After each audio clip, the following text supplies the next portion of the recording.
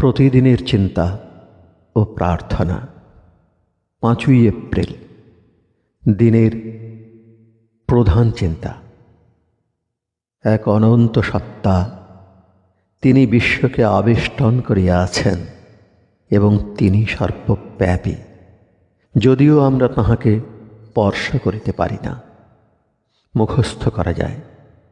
জানি আমি প্রভু, মোর অন্তর গভীরে পারে নাকো জগতের আলো দেখাইতে মোরে তব অমর বদন। দেখিতে পাই আমি তোমারে কেবল তোমারই উজ্জ্বল আলোকে। তবু মোর আকুল হৃদয় রাখে এই আশা, আসিবে যে তুমি।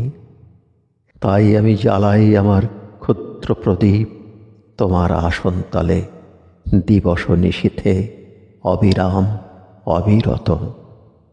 উপদেশ। ভগবৎ সত্তার অংশ আমরা নই, এ কথা বিশ্বাস করা মানে যাহা পবিত্র তাহাকে অপবিত্র করা। ভগবৎ শক্তি আমাদের ভিতরে এবং বাহিরে সতত বিরাজিত, অখণ্ড অবিভক্ত সমগ্র সত্তা বিশ্ব জড়িয়া বর্তমান। আমরা সকলেই তাহার অংশ।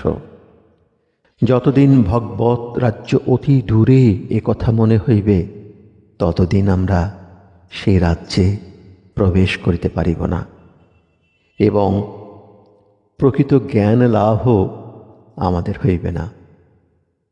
প্রাণের অকপট ব্যাকুলতা এবং সাধু জীবনযাপন, ইহার দ্বারাই আমরা সেই সত্তাকে আমাদের কাছে আনি।